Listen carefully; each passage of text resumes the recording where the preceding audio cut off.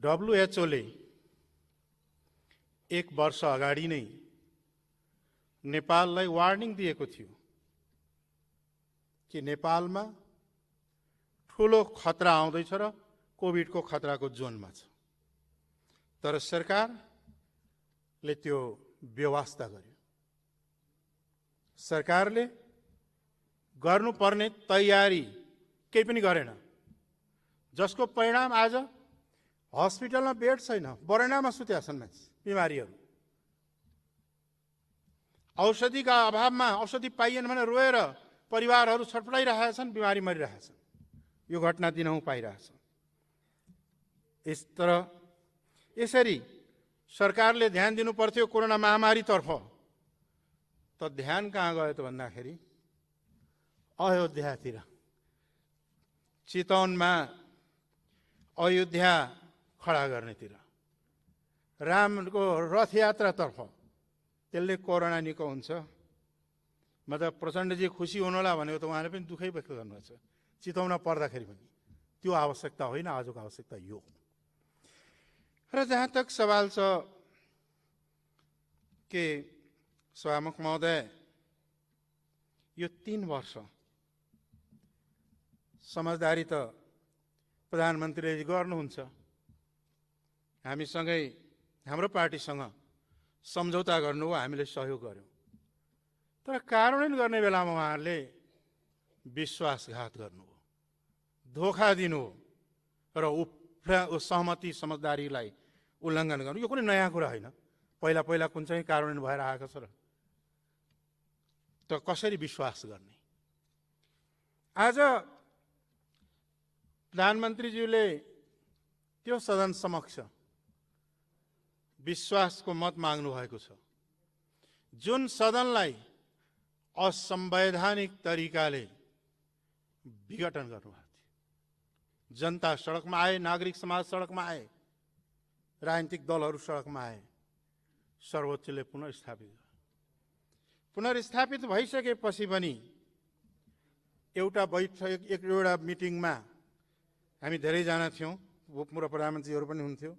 यो सदनको त कामै छैन, संसदको यो आवश्यकतै छैन, यसलाई जति चाँडो हटाइदिउँ भन्नुभएकै संसदमा यहाँ आज विश्वासको मत माग्नु भएको छ।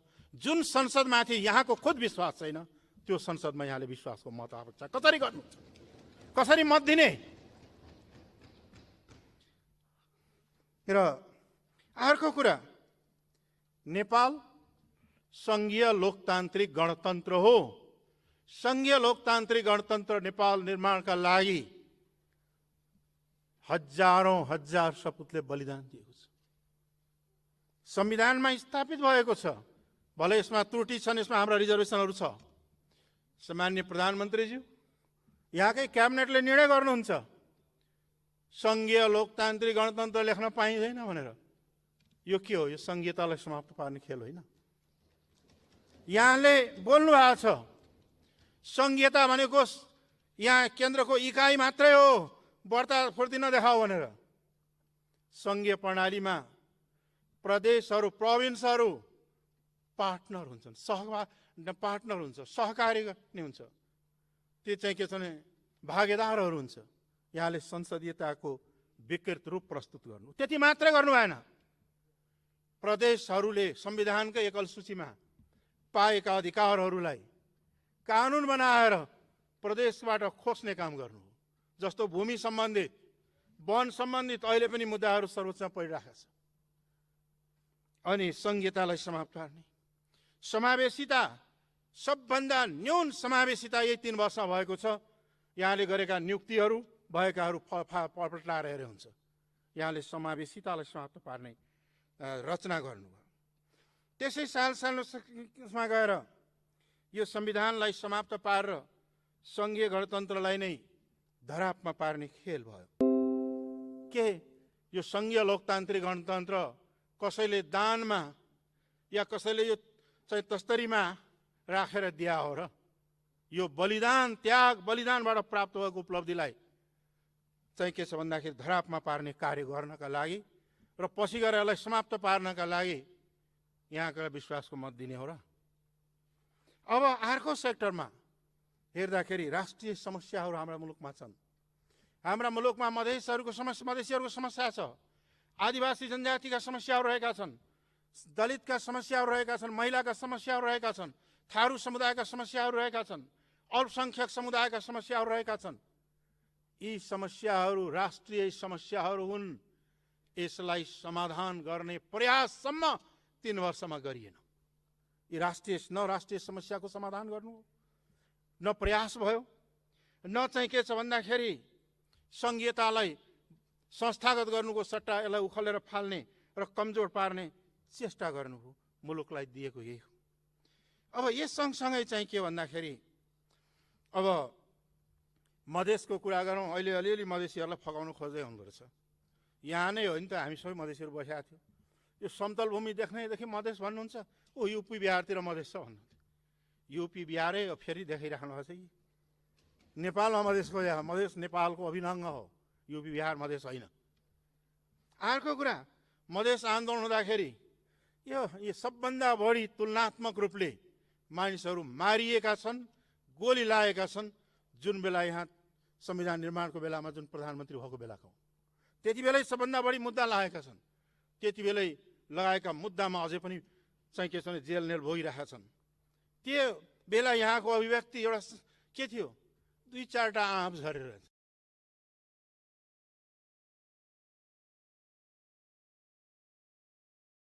त्यही आँप खुवाउनुहुन्छ अहिले मधेसीहरूलाई। 2-4टा झरेको आँप, त्यो आँप झरेको हुँदाखेरि के हो भन्दाखेरि यहाँले अर्को कुरा स्वास्थ्यकै क्षेत्रमा हेर्ने हो भने हालै चर्चामा आएका छन्। स्वास्थ्य मन्त्रीजी पनि हुनुहुन्छ, सुनिराखेको छु। सत्यता के हो, कमिसनका कारणले, करोडौँ कमिसनका कारणले भ्याक्सिन आएन। हामीलाई पहिलो खोप त लगायौँ, 8 हप्ताभित्र दोस्रो खोप लगाउनु पर्थ्यो। खोइ त कति हप्ता बितिसक्यो, अब त्यसको के एक्सन हुन्छ भन्दाखेरि कमिसन नपाएका कारणले, अब कसले गरे अब छानबिन भएको छैन, कमिसनका कारणले, नपाएका कारणले, कुरा नमिलेका कारणले भ्याक्सिन समेत रोकिएको छ। भ्याक्सिन समेत आउन पाएको छैन। यतिको खेलवाड जनताको जीवनसँग गर्ने सरकारलाई कसले विश्वास गर्छ? कसले विश्वास गर्ने? के कारणले विश्वास गर्ने? आज त्यो कुनै आधार छैन। अर्को कुरा के छ भन्दाखेरि संसद चल्दा चल्दै यो विधेयक अधिवेशन योभन्दा अगाडि गएको थियो।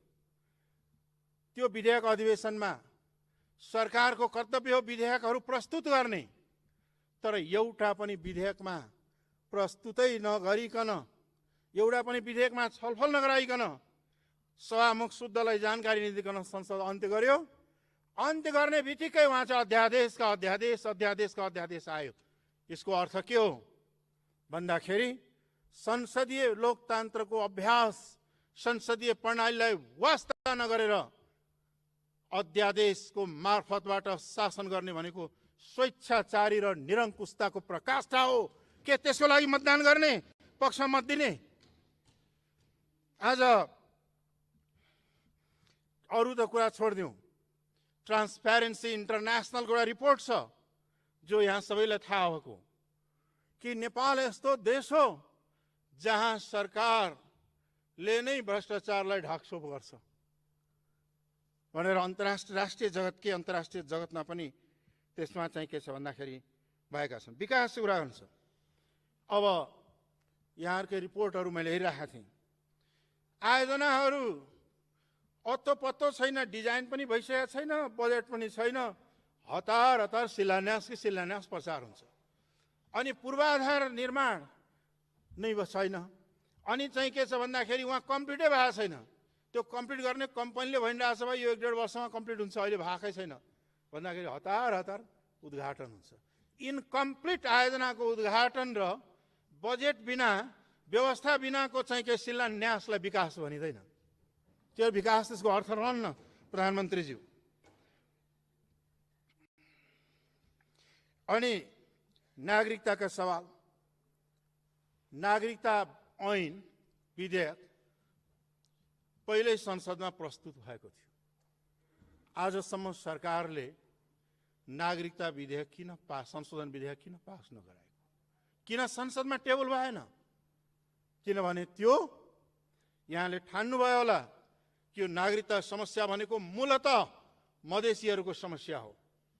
त्यसकारणले यो चाहिँ किन चाहिँ के छ भन्दाखेरि गरिराख्ने होइन। नागरिकता समस्या भनेको सम्पूर्ण नेपालीको समस्या हो। तराई, हिमाल र पहाड सबै क्षेत्रमा नागरिकताको समस्याको रहेको छ र अहिले पनि लाखौं लाख नागरिकहरू छन्। तिनका समस्याको समाधान गर्नका लागि संविधान संशोधन विधेयक चाहिँ के छ भन्दाखेरि आएको, तर त्यो अहिलेसम्म चाहिँ के छ भन्दाखेरि कतै पनि त्यसलाई कार्यान्वयन गर्नका लागि संसदमा प्रस्तुत गरिएन र चाहिँ के छ भन्दाखेरि त्यो अहिलेसम्म किन गरिएन? अहिले त्यसले गर्दा नागरिकहरू, मुलुकका बाउ पनि नागरिक, आमा पनि नागरिक, बुवा जन्मिएको नेपालमा भनेर जन्मसिद्ध नागरिकता, आमा पनि नेपालमै जन्मिएर नागरिकता लिएको, जन्मसिद्ध नागरिकता, छोराछोरी कसरी चाहिँ गैर नागरिक भए? यस्तो परिभाषा कहाँ छ र दुनियाँमा? त्यसलाई अन्त्य कहिले गर्ने हो भन्ने त्यो एउटा गम्भीर सवाल अझै पनि चाहिँ के छ अगाडि छँदैछ। अर्को चाहिँ के छ भन्दाखेरि यस्ता आइरहेका छन् समस्याहरू, एउटा गम्भीर रूपले यी समस्याहरू देखिएका छन्। अर्कोतर्फ के हो भन्दाखेरि संसद, योभन्दा अगाडि सांसदहरूको अपहरण प्रशासनका केही पूर्व प्रशासक र प्रशासक लगाएर हो। यी सांसदहरू बसिरहनु भएको छ। मुद्दा दर्ता गर्न जाँदा शुद्ध चाहिँ के छ अपहरणमा परे, मेरो मुद्दा दर्ता गरिदियो भन्दा पनि दर्ता गर्न नदिने, पछि गएर त्यसलाई पेन्डिङ गर्ने, यस्तो किसिमको व्यवस्थामा कसरी सुशासन हुन्छ? आज यो 3 वर्षमा निर्मला पन्तदेखि लिएर त कति हो कति, सबभन्दा बढी बलात्कार र हत्या हिंसाका घटनाहरू, दलितका चाहिँ के छ हिंसाहरू, महिला हिंसाहरू र चाहिँ के छ भने असुरक्षाका सबभन्दा बढी घटनाहरू घटेका छन्। राज्यको पहिलो कर्तव्य नै जनताको जीवधनको रक्षा गर्नु हो, तर त्यो कार्य यो घटनाक्रमले हेर्दाखेरि सरकार जनताको सुरक्षा दिनमा असफल सिद्ध भइसकेको छ। आज कुनै ठाउँमा पारदर्शिता छैन। आज विधि र प्रक्रियाका आधारमा शासन प्रणाली चल्नुपर्ने हो, तर आजकल एउटा नयाँ वर्डहरू धेरै पपुलर भएको छ। त्यो के हो भने सभामुखज्यू, सेटिङ भन्ने शब्द, जहाँ पनि सेटिङ छ भन्ने छ, जहाँ गयो उहीँ सेटिङ। यो सेटिङ शब्दबाट, यो सेटिङ प्रक्रियाबाट चल्ने शासन प्रणाली लोकतान्त्रिक हुँदैन। लोकतन्त्रमा विधि, संविधान, विधि र प्रक्रियाबाट सञ्चालन हुने र त्यसभित्र टेकेर अगाडि बढ्ने प्रणाली हो। निश्चित रूपमा पनि अहिले पनि चाहिँ के छ भने आज संसद त बसिरहेका छौँ, तर आउने दिनमा बस्ने हो कि नबस्ने हो यो आशंका छ। यो बेला वास्तवमा भन्ने भनेदेखि नियमित अधिवेशन हुनु पर्थ्यो। नियमित अधिवेशन बोलाउनलाई सरकारले सिफारिस गर्नु पर्थ्यो र त्यही चाहिँ के छ भन्दाखेरि यो प्रस्ताव राख्नु पर्थ्यो। प्रधानमन्त्रीले विशेष अधिवेशन बोलाएको संसदीय प्रणालीमा त्यस्ता उदाहरणहरू बिरलै पाइन्छ, तर त्यो कार्य भएको छ।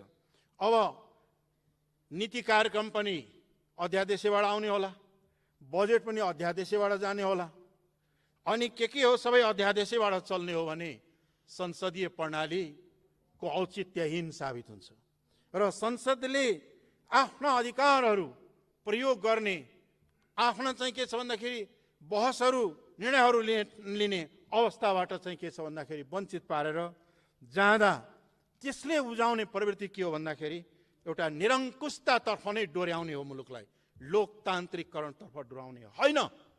त्यस कारणले आज संघीयता, समावेशिता, राष्ट्रिय पहिचानका मान्यताहरू, समावेशिताका सवाल, धर्मनिरपेक्षताका सवाल, लोकतन्त्रका सवाल र राष्ट्रिय समस्याको समाधान सँगै आर्थिक विकास र समृद्धिको सवाल आज देशको अगाडि महत्त्वपूर्ण सवाल हो। तर यी सवालहरूमा पहिला त अलिक आशा पनि लागेको थियो। प्रधानमन्त्रीजी भन्ने गर्नुहुन्थ्यो समृद्ध नेपाल, सुखी नेपाली, तर आज हेर्दाखेरि दरिद्र नेपाल, दुखी नेपाली भएका छन् प्रधानमन्त्रीज्यू। दरिद्र नेपाल, दुखी नेपालीको रूपमा उहाँले अगाडि बढ्नु भने कथनी र कर्नीमा फरक भएको छ। र यस अवस्थामा चाहिँ के छ भन्दाखेरि यस्तो परिस्थितिमा चाहिँ के भन्दाखेरि विश्वास मत कसरी दिने एउटा गम्भीर चिन्ताको विषय भएको छ। मुद्दाका सवाल छन्। यहाँकै पालामा सबभन्दा बढी मुद्दा लगाइएको छ मधेस आन्दोलनको बेलामा। ती मुद्दाहरू राजनीतिक चाहिँ समस्याहरूको समाधान आपराधिक आरोपबाट हुँदैन। राजनीतिक आन्दोलनमा उठेका समस्याहरूको समाधान राजनीतिक हुनुपर्दछ र सबै मुद्दा खारेज र सबै बन्दी रिहा गरेर ती मुद्दाहरू ती समस्याहरूलाई समाधान गर्नका लागि अगाडि बढौँ। यहाँले सम्माननीय प्रधानमन्त्रीज्यूले यही संविधान संशोधनको कुरा गर्नुभएको छ। दुई पटक संविधान संशोधनको प्रस्ताव हुन त त्यति ठुलो कुरा थिएन, यही प्रस्तुत भयो र यहाँको दलले नै त्यसलाई विरोध गर्न मत दिएको कारणले पारित हुन सकेका थिएन। त्यो अझै पनि हामी ताजा छ, हाम्रो दिमागमा छ। यहाँहरूकै सरकारमा हुँदाखेरि पनि संविधानलाई एकदम त्रुटिपूर्ण छ, यसलाई संशोधन गरौँ, सुधारौँ, यसलाई परिमार्जन गर्नका लागि एउटा चाहिँ के छ भने कन्स्टिट्युसनल कमिसन बनाऊ, के अरे एउटा कमिसन बनाएर चाहिँ के अरे सुझाव लिउँ र अगाडि बढौँ भन्दाखेरि यहाँले यो संविधान संशोधनको कुरा गर्दा त मादल बजाउन थाल्छ। आजकल त प्रधानमन्त्री आफै मादल बजाउनु भएछ त, अरूले त बजाओस् नबजाओस्, के आइपर्यो त्यस्तो? कान चाहिँ के कसलाई सुनाउनु पर्ने हो त्यस्तो? त्यस कारणले यस्ता कुराहरू चाहिँ के हुन् भन्दाखेरि विश्वासै नलाग्ने कुराहरू अगाडि आएका छन् र यो विधि प्रक्रियाबाट नभइकन अध्यादेशबाट शासन चलाउने तरिकालाई त्यागौँ, संसदीय परम्परा मूल्य र मान्यतालाई आत्मसम्मान गरौँ, अगाडि बढ्न सिकौँ र बढ्ने प्रयास गरौँ, जुन प्रधानमन्त्रीज्यूबाट हुन सकेको छैन। त्यस कारणले हाम्रो चाहिँ के हो छ भन्दाखेरि हामीले चाहिँ यहाँलाई राख्नुभएको विश्वास मतलाई हामी सम्मान गर्न सक्दैनौँ, मत दिँदैनौँ। हाम्रा पार्टीका साथीहरूले चाहिँ के भन्दाखेरि यो विश्वास मतको विरुद्धमा मतदान गर्ने र विकल्प खोज्ने बाटोतर्फ अगाडि बढिसकेको कुरा अवगत गराउन चाहन्छु। हवस् त, धन्यवाद।